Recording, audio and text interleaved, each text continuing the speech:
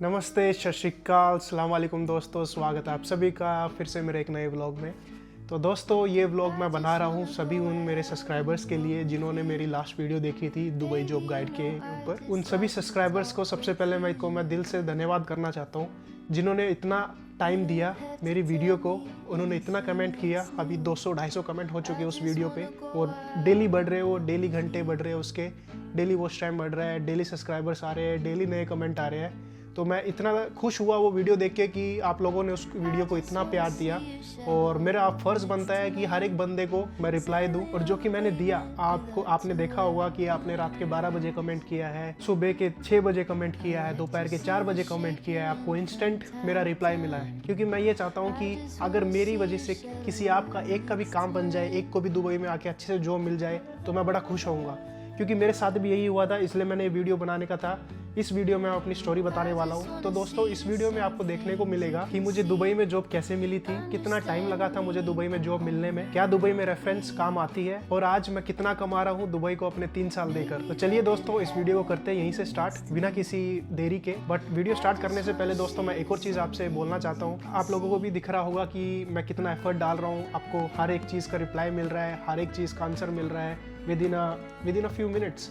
और वीडियो बना रहा हूँ, बैक टू बैक वीडियो बना रहा हूँ, एफर्ट्स कर रहा हूँ।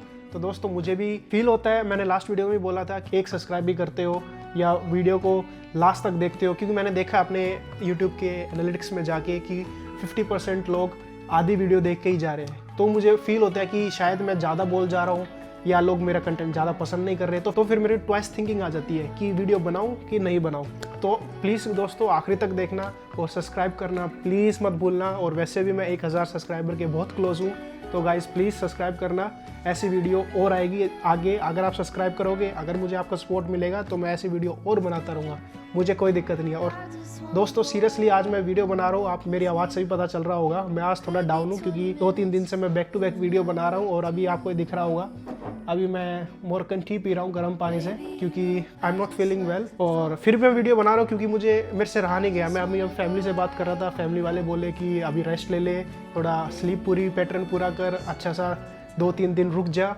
बट मैं सोच रहा था, एक मुझे थिंकिंग आई कि मैं रेस्ट लेता हूँ, ये वीडियो ना बनाता हूँ। बट दूसरी थिंकिंग मुझे ये आई कि हर एक मिनट में आप लोगों को कमेंट आ रहा है, किसी भाई का कि टायर टेक्नीशियन के बारे में आ रहा है, किसी भाई का किसी चीज़ में टेक्नीशियन में आ रहा है। तो मुझसे रहा नहीं गया दोस्तों, टू बी ऑनेस्ट मुझसे नहीं रहा गया क्योंकि मैं भी एक टाइम पे उन्हीं की स्टेज पे था। और आज मैं जो हूँ, आप लोग मुझे देख रहे हो, मेरे एक्सपीरियंस से आप लोग देख रहे हो, तो मुझे बड़ी खुशी हो रही है। तो चाहे कुछ भी हो, मैंने अपनी लास्ट वीडियो में भी बोला था, कुछ भी हो मैं वीडियो बनाता रहूँगा। आप लोग ऐसी पसंद करते रहेंगे तो मैं और बनाता रहूँगा, चाहे रात के 1 बजे हो, 2 बजे हो या 4 बजे हो दोस्तों। तो दोस्तों मैं स्टार्ट करने वाला हूँ कि मुझे दुबई में जॉब कैसे मिली थी।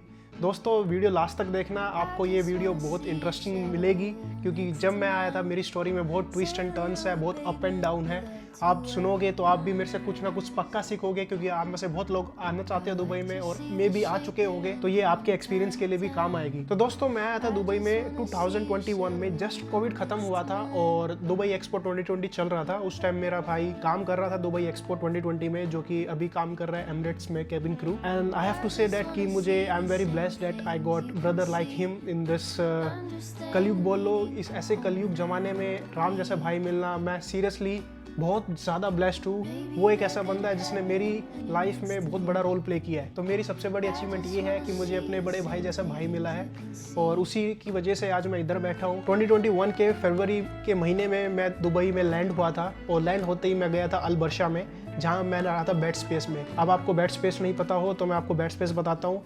ऐसे रूम में अब इतना बड़ा जितना आपको ये रूम दिख रहा है ऐसा नहीं था दोस्तों, ये तो अभी मैं मेहनत के बाद मुझे इतना बड़ा कंपनी ने दिया है।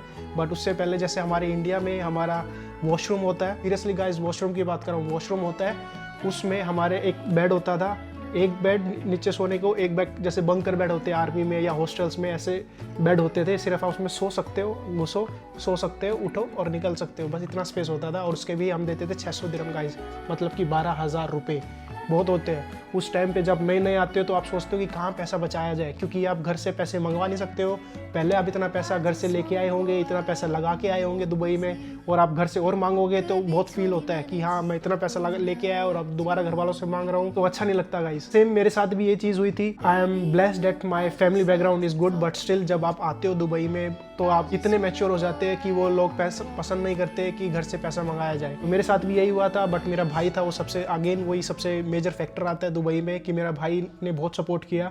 उसी ने मेरे को बेड स्पेस दिलाया था, उधर पार्टीशन दिलाया था, उसी ने मेरा 1 महीना खाने का देखा। बट मैं भी अपनी तरफ से पूरी कोशिश कर रहा था। तो मैं उस जब कमरे में रहता था डेली में CV अपनी अपडेट करता रहता था, हर चीज़ देखता ऊपर नीचे करता रहता था, और हर एक जगह मैंने अप्लाई किया था, हर एक जगह, even from big hotels, Atlantis, Pullman, Hilton, और छोटे छोटे रेस्टोरेंट जैसे जो चाय की टपरियाँ होती है जैसे इंडिया में, इधर भी छोटे छोटे रेस्टोरेंट्स होते हैं, उसमें भी ट्राई किया था। हर एक जगह मैंने ट्राई किया था। और वो फरवरी का मंथ बिजी होता है, उस टाइम लोग हायरिंग बंद कर देते हैं क्योंकि वो खुद इतनी बिजी होते हैं अपने बिजनेस में, और वो पहले ऑलरेडी हायरिंग कर चुके होते हैं, तो उस टाइम पे जॉब मिलना थोड़ा मुश्किल होता है। तो दोस्तों उस टाइम पे मेरे पास गाड़ी भी नहीं थी, मैं मेट्रो में जाता था। मेट्रो में मतलब ये मान लो आप इधर से अलबरसा से इधर आना, उधर जाना, इधर आना, उधर जाना, पूरा दिन उसमें निकल जाता था मेरा। रात को आके खाना क्या खाता था मैं, यहाँ पे पराठे आते हैं, देख मेरी पुरानी वीडियो में देखा होगा आपने, 6 दिरहम का एक पराठा आता है, उसमें 6 पीस होते हैं, वो कोल्ड फ्रीज होते हैं, उसको आपको सिर्फ गर्म करके तवे पे खाना है। मैं वो पराठा और 1 गिलास गर्म दूध का ये सिर्फ लेता था, सिर्फ गर्म पराठा और दूध पूरे दिन में गाइस। ऐसा नहीं है कि मैं कुछ मेरे पास पैसे नहीं थे मैं खा नहीं सकता था, बट मैंने वो चीज़ रखी कि मुझे उस चीज़ की फील हो कि भाई तू इतने से चल, तेरे पास 100 दिरहम है बट तू 10 दिरहम खर्च के चल, आगे तेरे को क्या पता क्या हो, क्या पता वापस जाना पड़े। तो वो बिल अगर आप दुबई आ रहे हो तो ये चीज़ आपके में होनी चाहिए कि आपके पास 100 दिरहम है तो आप 10 दिरहम का खर्चने का सोचना, क्योंकि दुबई आपसे बहुत कुछ छीनता है। दुबई आपसे बहुत कुछ छीन लेगा गाइस, आपका सोना, आपका पैसा, आपका सब कुछ, आपकी स्लीप, आपका इमोशन, आपका फैमिली से अटैचमेंट, सब कुछ छीन लेगा दोस्तों। बट वापस क्या देगा, एक ढंग का लाइफस्टाइल, जिसके लिए हम सब लोग इधर आना चाहते हैं, जिसके लिए सब हम अपनी इंडिया छोड़ के हम दुबई सेटल होना चाहते हैं। तो दुबई एक ऐसा है, लोग कहते हैं कि दुबई का पैसा हमेशा दुबई में रहता है। तो अब पैसे की बात आई तो मैं पैसे पे आता हूँ। तो दोस्तों जब मैं इंडिया से दुबई आया था, मैं लेके आया था इंडिया के सिर्फ 40,000 रुपये, जो कि उस टाइम थे 1800 दिरहम। उसमें से 600 दिरहम मैं ऑलरेडी पे कर चुका था अपने अकोमोडेशन के लिए, आप बोल सकते हो, बेड्स पे जहाँ मैं रुक रहा था। और डेली का मेरा खर्चा था 30 से 40 दिरहम, जो मैं खाना खाता था और जो भी अगले दिन के लिए मैं रखता था, ये जो भी ग्रोसरी बोल लो आप, जो भी खर्चा बोल लो, नेट रिचार्ज या ये रिचार्ज, सब कुछ वो मेरा खर्चा चला। और 1 महीने में मेरे पास पैसे भी ख़त्म हो गए थे, और नेक्स्ट महीने मैं सोच रहा था कैसे मैं करूँगा अपना गुजारा। और उस टाइम भाई भी एमिरेट्स में काम नहीं कर रहा था, वो भी एक्सपो में काम कर रहा था, उसकी भी सैलरी कुछ 1200-1500 थी, इतनी नहीं थी। और आपको पता है हम लोग इंडियंस घर पे भी पैसा भेजते हैं, हम आते इसलिए कि हमारे घर की स्थिति है वो अच्छी हो जाए। और हमारे में ऐसी फीलिंग होती है इंडियंस में स्पेशली कि आप अगर 1 लाख कमा रहे हो तो आप 50,000 अपने घर भेजना जरूर चाहोगे, क्योंकि आपके मम्मी पापा अटैचमेंट हमारे में इमोशन बहुत होता है, तो इसलिए हम लोग भेजते हैं। तो उतना पैसा नहीं था, स्ट्रगलिंग डेज थे दुबई में, बट आज से भगवान की दया से है जो भी है। तो मैं बात कर रहा था कि पैसे की, तो पैसे मेरे पास ख़त्म हो गए थे। और आप मानोगे नहीं, मैं नेट चलाने के लिए जो होता था ना वाईफाई की, किसकी CV का रिप्लाई बैक आया है या किसी ने मेरे को व्हाट्सएप पे मैसेज किया है, तो मैं अलबरशाह जहाँ रहता था वहाँ से मॉल ऑफ एमिरेट्स मेरे 15 मिनट दूरी था, पैदल चल के जाता था मैं मॉल ऑफ एमिरेट्स में, क्योंकि वहाँ फ्री का वाईफाई मिलता था। वहाँ मैं जाता था, घुसता था और पार्किंग में बैठ के चलाता था, क्योंकि अंदर जाके वो फीलिंग आती थी जब मैं लोकल लोगों को देखता था और बड़े लोगों को देखता था। ऑफ कोर्स मैं नया आया था दुबई में यार, अपना इंडिया में हम घूमते थे मॉल में, सब कुछ ऐशो आराम करते थे, बट जब दुबई में आया तो मुझे अलग ही हो जाता है, आपको इन्फीरियर कॉम्प्लेक्स आ ही जाता है कहीं से, जब आपके सामने जो रोल्स रॉयस घुस रही है अंदर और आप वहाँ पे चप्पल में सिर्फ नेट चलाने आए हो, तो होता है वो। And I learn a lot of things from that, and it should be come in my life because it make you humble. And तो उसके बाद मैं अपना नेट चलाता था, और जब नेट खत्म भाई को मैसेज करता था, भाई का भी मैसेज आया होता था, भाई कैसा चल रहा है, खाना पीना कैसा चल रहा है, तो भाई को मैसेज करता था, हाँ भाई सब बढ़िया है। और वहाँ से जाके फिर नेट बंद हो जाता था, तो घर आता था, सिर्फ सो जाता था। फिर अगले दिन यही रिपीट, अगले दिन कहीं से भी जाना है, धूप में चलना है, इधर जाना उधर जाना है, तो ये तो स्टोरी थी। तो अब मेरे को जॉब कैसे मिली, तो दुबई में मेरा एक भाई का दोस्त है, उसके थ्रू मुझे एक लिंक मिला कि ग्रैंड हायत दुबई हायरिंग कर रहा है। और तो फिर मैंने अप्लाई किया, और उस बंदे से अप्लाई किया, जो बंदा था वो अच्छी पोस्ट पे था, मैंने उस बंदे से कॉन्टैक्ट किया, और वो बंदा मेरे होटल में काम किया था जहाँ से मैंने ट्रेनिंग की थी दिल्ली से। तो मैंने उसको बोला भाई ऐसा ऐसा है, मैं दुबई में हूँ और मुझे जॉब चाहिए। उस भाई ने बोला कि अभी CV मैंने आपके आगे भेज दी है, बट टाइम लगेगा, स्लोली होगा। तो उसमें बहुत ज़्यादा टाइम लग गया दोस्तों, 10-15 दिन हो गए, फिर मेरे को लगा कि भाई अब तो वापस इंडिया जाना पड़ेगा, कुछ काम नहीं बन रहा अपना। तो फिर एक दिन मैंने उस भाई को मैसेज किया जो होटल में था कि भाई मुझे इसी कंपनी में काम करना है, मेरे को और किसी कंपनी में नहीं जाना, क्योंकि मैंने इंटर्नशिप की हुई है सेम कैटेगरी होटल से, सेम ब्रांच, सेम कंपनी से, और मुझे बहुत पसंद आई थी। तो उस बंदे को ये बात आई थिंक बहुत अच्छी लगी कि मैं अपनी कंपनी से कितना जुड़ा हुआ हूँ, कितना प्यार करता हूँ, कितना होनेस्ट हूँ। तो शायद उसको ने ये चीज़ अच्छी लगी और उसने और पुश किया होगा। और अगले दिन ही मेरे को कॉल आया उस भाई से कि भाई तेरा इंटरव्यू फिक्स हो चुका है, तू कल 2 बजे आ जाइयो होटल में और अपना इंटरव्यू दे दियो। तो दोस्तों अगले दिन मैं 2 बजे इंटरव्यू देने गया। तो दोपहर के 2 बजे, आपको पता है दुबई में कितनी धूप होती है, और मैं ब्लैक सूट, ब्लैक जूते, सब कुछ मेट्रो में, वो भी 45 मिनट दूर से आया अपने होटल के, जहाँ पे होटल था उसमें टाइम लगा। और जब मैं इंटरव्यू देने गया, मेरे F&B डायरेक्टर बैठे हुए थे, उन्होंने मेरे से क्वेश्चन पूछे। तो I was very much sweating, मेरे पूरे पसीने छूट रहे थे क्योंकि गर्मी में आया था, ऊपर से ब्लैक कोट, ब्लैक ब्लेजर, सब कुछ। और फर्स्ट अटैम्प्ट था मेरा, और मैं ये जॉब खोना नहीं चाहता था। मेरे लिए सब कुछ यही थी कि ये लास्ट जॉब था मेरा, मैंने सोच लिया था। तो मैंने अपना पूरा होनेस्ट दिया, मैंने सब बताया कि मेरे पास ये मेरी फर्स्ट जॉब है, मैंने इंटर्नशिप यहाँ इस होटल से की थी, और मेरा ये एक्सपीरियंस है, मैंने मनाली में अपना खुद का कॉटेज चलाया हुआ है, मेरे अंडर लोग इतने काम करते थे और मैं अभी आया हूँ। तो उनका क्वेश्चन था कि जब तुमने खुद का कॉटेज चलाया हुआ है तो तुम एज अ वेटर कैसे काम करोगे। तो मैंने उनको सिर्फ ये बात बोली थी, सर आप मेरे को जो काम दोगे मैं वो करूँगा, और चीज़ पे आपको कभी ये फील नहीं होगा कि मैंने गलत हायरिंग की। तो वो चीज़ उनको बहुत बड़ी अच्छी लगी। तो मेरी हायरिंग हो गई और फिर स्लोली चीज़ें चलती रही, और फिर मैं वेटर लगा। वेटर से मैंने बहुत ज़्यादा मेहनत की दोस्तों, बहुत ज़्यादा। होटल इंडस्ट्री में इंडिया में जो आप लोग कर रहे होंगे डिप्लोमा, और जो बहुत कमेंट आए थे भाइयों के, तो बहुत काम करना पड़ता है दोस्तों होटल इंडस्ट्री में, बहुत ज़्यादा।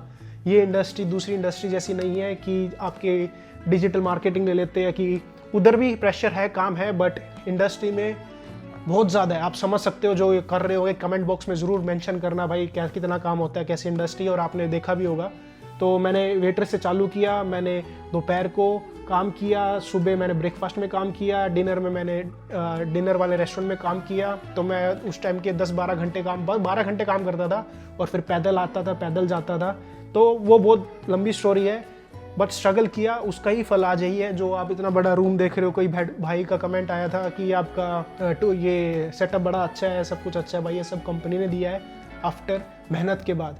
तो दोस्तों उस टाइम की जो मेरी मेहनत थी वो रंग लेके आई, और आज मैं यहाँ बैठ के आप सबसे बात कर रहा हूँ। तो दोस्तों अब मैं बात करता हूँ कि मैं कितना कमाता हूँ दुबई में अपने 3 साल देकर होटल इंडस्ट्री में। ये क्वेश्चन आप लोगों ने बहुत पूछा, और इसका आंसर आपको बहुत अच्छा लगेगा। वो ये है कि मैं जब आया था, मैं वेटर आया था, और मेरी सैलरी थी, मैं आप सबके सामने खुल जाता हूँ, अभी पूरा होनेस्ट रिव्यू देता हूँ। मेरी सैलरी थी 1200 दिरहम, जो कि थी बेसिक, और उसके बाद सर्विस चार्ज आता था। सर्विस चार्ज होता है कि आपका होटल कितना अच्छा बिजनेस कर रहा है, 2 मंथ डिपेंड करता है। अभी जैसे स्लो सीजन चल रहा है तो अभी लेस सर्विस चार्ज आएगा, और जैसे ही दिसंबर, जनवरी, फरवरी आएगा उस टाइम पे सर्विस चार्ज बूम ऊपर चला जाता है। जितनी सैलरी होती है आई थिंक उससे 80% सर्विस चार्ज आ जाता है। और बाकी फिर जैसे मैं F&B में हूँ तो टिप्स अच्छी आती है, स्पेशली दुबई में। हर एक रेस्टोरेंट में कहीं भी आप जाओगे, हर एक रेस्टोरेंट में अच्छी टिप्स आती है। तो कुल मिला के दोस्तों मैं कमाता था महीने के 2000 दिरहम, जो कि इंडिया के हुए 40,000 रुपये स्टार्टिंग में गाइस, जब मैं वेटर था।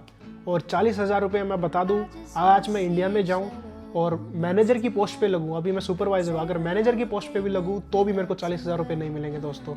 तो ये था मेन आंसर आप लोगों का कि दुबई में अगर आप आ रहे हो, स्टार्टिंग में जो मैंने बोला था, दुबई आपसे बहुत चीज़ छीनेगा बट देगा भी, लाइफस्टाइल। वो ये है दोस्तों कि वेटर में ही आप इतना कमाना चालू कर दोगे 40 से 45,000 रुपये पर मंथ, जिसमें कि आप 20,000 25,000 अपने घर बेच सकते हो और 20,000 अपने पास रख सकते हो, अपना महीना चला सकते हो। बट फिर उसमें खर्चे भी ऐसे ही होते हैं, दुबई है ही एक्सपेंसिव, हर एक चीज़ एक्सपेंसिव है, खर्चते हैं, बट लोग उसमें भी बचाते हैं। लोग अपने टिप्स बचाते हैं और सारा खर्चा करते हैं, या टिप्स से खर्चा करते हैं और सारा बचाते हैं। तो लोग बचाने वाले हैं इधर, खर्चने वाले भी है। अब जैसे मैं हूँ, मेरा सीधा फंडा है कि मैं जो मेरी पूरी सैलरी है उसमें 50% मैं घर भेज देता हूँ, चाहे मेरे घर वालों को चाहिए या नहीं चाहिए, मैं 50% घर भेज देता हूँ। वो एक काइंड ऑफ सेविंग है। और जो बाकी मेरे पास 50 रहता है उसमें से 25 मेरा एक्सपेंस रहता है और 25 मेरी काइंड ऑफ सेविंग रहती है। सेविंग में मैं जब भी घर जाता हूँ, कभी गोल्ड लेके जाता हूँ, या कोई इलेक्ट्रॉनिक आइटम्स जो घर वालों को चाहिए या अपडेट करने के लिए चाहिए, या खुद के पर्सनल में जो चाहिए, उस चीज़ से करता हूँ। तो ये थी दोस्तों मेरा कितना मैं कमाता हूँ दुबई में। तो इन शॉर्ट मैंने आपको बता दिया है। और आज मैं जो कमा रहा हूँ, जब मैं वेटर था और अब मैं जब मैं कमा रहा हूँ, आज मैं उसका आप मान लो, मैं पूरा एग्जैक्ट अमाउंट नहीं बता सकता, बट मैं इंडिया के लाख से 1.5 लाख के बीच में कमा रहा हूँ भगवान की दया से, टचवुड। तो वही मैं बोलना चाहता हूँ कि दोस्तों, जब स्टार्टिंग में आप लोग आओगे तो स्ट्रगल है दुबई में, बट अगर आपने एक बार स्ट्रगल कर लिया, एक बार मेहनत कर ली दुबई में, तो फिर बल्ले ही बल्ले है दोस्तों। इधर से चालू करोगे, कब आप इधर पहुँचते जाओगे किसी को नहीं पता दोस्तों। दुबई आपको, वही मैं बोल रहा हूँ दोबारा, सब कुछ छीनेगा तो देता भी बहुत है दुबई। ये मेन कहावत है दुबई की। तो दोस्तों, अगर आप दुबई आ रहे हो तो इन चीज़ों का ख्याल रखना। वो ये है कि दुबई में बहुत स्कैम होते हैं। लोग CID बनकर आपको फ़ोन करेंगे कि भाई आपकी एमरेट्स ID एक्सपायर होने वाली है, या आपने कोई इलीगल एक्टिविटी की है, आपको अपना एमरेट्स ID ऑनलाइन रजिस्टर करनी पड़ेगी। और वो बिल्कुल लोकल पुलिस की आवाज़ में आपसे बात करेंगे। आपको भी एक टाइम पे यकीन हो जाएगा, हाँ भाई ये पुलिस ही है, ये CID है। और आपका फिर वो हैक करके सब पैसा लूट लेते हैं। आपकी पूरी मेहनत ज़ीरो हो जाती है डे 1 से ही, जो आपने कमाया। और कुछ एजेंट्स भी ऐसे होते हैं, कुछ बोल रहा हूँ मैं, सब नहीं, कुछ होते हैं, आपको ही पता होगा कि वो आपको ऐसे धोखा देते हैं कि आप इतने पैसे दे दो, हम आपकी जॉब लगवा देंगे दुबई में। क्योंकि ये हो चुका है मेरे एक दोस्त के साथ। उसने बोला था कि मेरे साथ ऐसा हुआ, भाई मैं क्या करूँ। उसमें भाई कोई कुछ नहीं कर सकता, मैं भी कुछ नहीं कर सकता। वो चीज़ें ऐसी है, वो लोग बने ही स्कैम करने के लिए, तो उन चीज़ों से बच के रहना है। और दूसरी चीज़ दोस्तों, ये थोड़ा चाइल्डिश साउंड करेगी, बट ये रियली वर्क करती है दुबई में। वो ये है, जब आप डे 1 से आओ, जब आपकी जॉब लग जाए, नौकरी लग जाए, तो एक आप पिगी बैंक लेना और उसमें चाहे दिन के 10 दिरहम, 5 दिरहम, या महीने के 100 दिरहम, 200 दिरहम डालना। और एट द लास्ट ईयर, या जब पूरा 1 साल हो जाए, उस गुल्लक को खोलना और अपनी सेविंग देखना, आप बहुत सेव कर चुके होंगे। ये मैं आज भी करता हूँ दोस्तों। उससे ये होगा, आपको पता चलेगा कि मैंने 1 साल में कितना सेव किया, कितना नहीं किया। और दोस्तों, दुबई एक ऐसी जगह है, यहाँ पे सेविंग सिर्फ 10% लोग कर पाते हैं। सिर्फ 10% लोग कर पाते हैं दुबई में सेविंग। तो इन चीज़ों का ख्याल रखना दोस्तों। और इस वीडियो को करते यहीं एंड। ऐसी वीडियो और आती रहेगी, आपका सपोर्ट रहा, आपका कमेंट आते रहे, तो मैं बहुत खुश हुआ। इसलिए मैंने ये वीडियो बनाई, और भी वीडियो बनाऊंगा। तो प्लीज़ गाइस, सपोर्ट करते रहना। बहुत सारे मेरे लॉयल सब्सक्राइबर भी बन गए मेरी लास्ट वाले वीडियो से, जो देख के मैं बहुत खुश हुआ, जिनका मैं नाम भी लेना चाहता हूँ। जो कुछ सब्सक्राइबर मेरे: अखिल आनंद, काशिफ मोहम्मद, सागर अली, राज दत्ता, JK गेमिंग YT, ये तो मेरे साथ इंस्टाग्राम पे भी जुड़े हुए हैं, सूरज मेहता, आकाश शर्मा, नितिन 8389, और सभी मेरे फैमिली वाले जितने भी कमेंट करते हैं। मैं सबका कमेंट देखता हूँ दोस्त, क्योंकि वीडियो बनाने के बाद मुझे यही काम है कि मैं किस बंदे ने मेरे को कितना कमेंट किया, कौन बंदा मेरे साथ कितना लॉयल है। ये चीज़ बड़ी अच्छी लगती है दोस्तों, जब आप कुछ करते हो और आपका लोग कमेंट करते हैं, तो मुझे बड़ा अच्छा लगता है। इसलिए मैं रात को आगे दोबारा, तबीयत थोड़ी डाउन है, फिर भी वीडियो बना रहा हूँ। तो यही चीज़ मेरे को मोटिवेट करती है दोस्तों। तो चलिए दोस्तों, करते हैं इस ब्लॉग को यहीं एंड। मिलते हैं आपसे जल्दी नए ब्लॉग में। तब तक के लिए सब्सक्राइब जरूर कर लेना और अपना ध्यान रखना। और कोई भी क्वेश्चन हो, कोई भी छोटा बड़ा कोई भी क्वेश्चन हो, मेरे को कमेंट बॉक्स में मैसेज करो, मैं पक्का रिप्लाई दूंगा। और बाकी मेरे से कोई हेल्प बनी आप लोगों के लिए, तो मैं उस चीज़ के लिए रेडी रहूंगा। ठीक है दोस्तों, मिलते हैं जल्दी नए ब्लॉग में। तब तक के लिए सत श्री अकाल।